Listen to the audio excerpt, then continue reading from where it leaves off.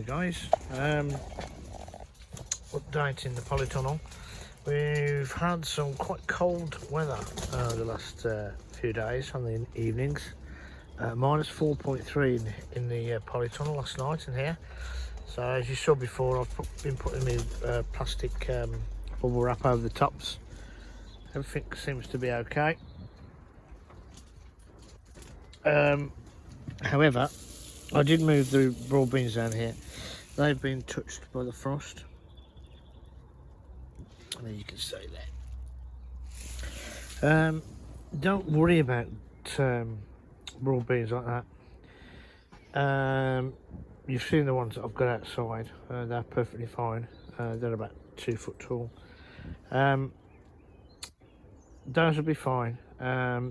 What happens is once the weather starts getting a bit warmer, they'll carry on growing. And what happens with broad beans especially, and I think I'm trying to think, Charles Dowding, one of his latest videos has shown some of his broad beans that got touched by the frost, and they tend to send out another shoot. And I think Terry King also had that.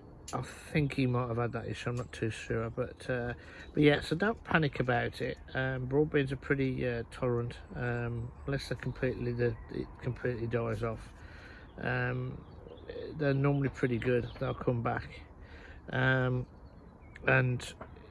even some plants like chili plants and tomato plants, if people who have been subscribed to me for a while, if you remember last year, I had the Moruga Scorpion chili plant, and I'd bought it, and it was about 2 foot tall when I'd put it in one of the air pots, one of these special air pots, and it had grown about 2 foot tall. And we had a late frost on the 17th of May last year, and it took it down to about that much, all black, all died off, all the way down, and that was all that was left, about 3 inches.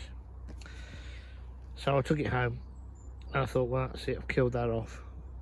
And it grew, and I got chilies off it. Probably not as many as I possibly could have if it hadn't have got done by the frost, but that survived. And chili plants and tomato plants are not frost hardy at all. They absolutely detest it.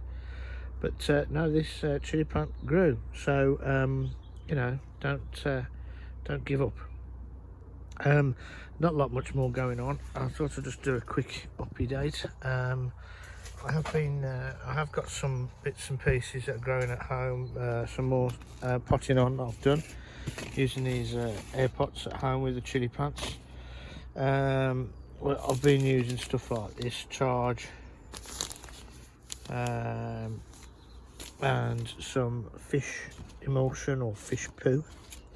I have been given some. Oh, I actually won some off, but my mate's got an aquarium, so I've got some fish poo, which I'm leaving in here to carry on its process of being usable. You don't use a lot of this, by the way, in your water. I have just planted my garlic, and what I will do, I'll just pop outside and show you the garlic.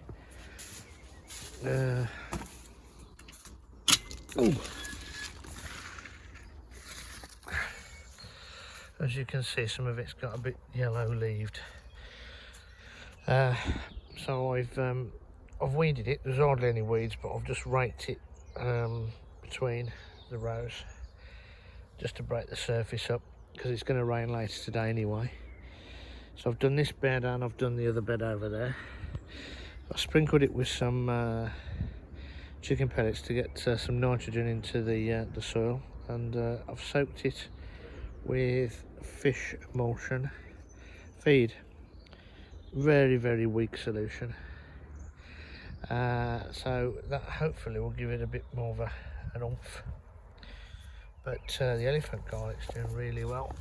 You can see how thick that is. Now that's been planted, I planted those really quite deep, but they're looking really healthy. As I say, some are going a little bit yellow, but that's just them crying out for a bit more feed. Garlic actually is quite, it needs nitrogen, so it's quite a heavy feeder, so before you put any of these in, make sure you've manured your bed or chicken pelleted it, or put some stuff in it. But generally it's not looking too bad. They have been in since October last year, so they're well rooted. So any of these that like these little ones here, they're not going to do a lot, so fair enough. But majority of them are looking pretty good.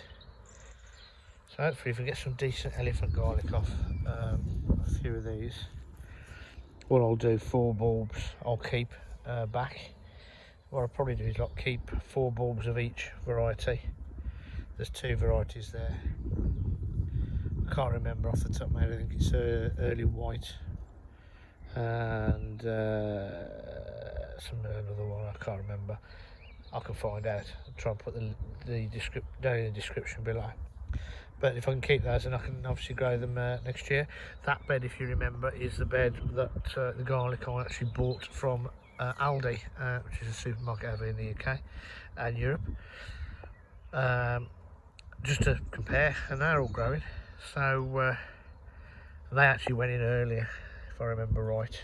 I ordered these and it took a little while to come. So yeah, that's doing all fine, and that's my chives. So things are still growing. But we've got -2 tonight, -3 Saturday night apparently, or something like that. And it's going to warm up again next week a little bit. And then we're just going to wait for the... we always have one day in May, which is one night of frost. And... oh, chicken belly there. And so that's what you have to watch out for. Once we pass that date, then plants will come down from home, and all of that racking, that's the racking shelves and all that in there, will be absolutely chock-a-block.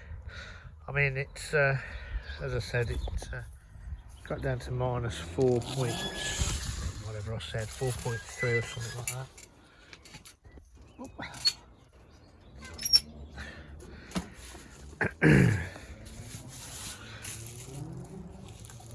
And it's now gone down. It was 29 when I come down.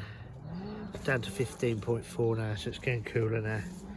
So what I'll do, before I go and pick my mate up to take him home from work, put the plastic sheeting over the top again, and then and that's it.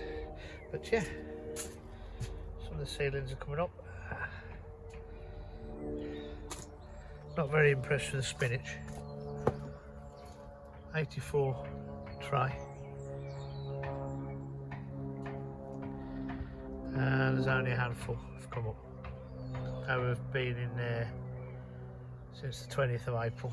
Sorry, 20th of March, 20th of April. I did cover them up at night to get the frost off them. So, and it's dampish. But anyway, there you go, guys. I'll leave you at that. So things are moving on. Cheers, guys. Happy gardening to you all.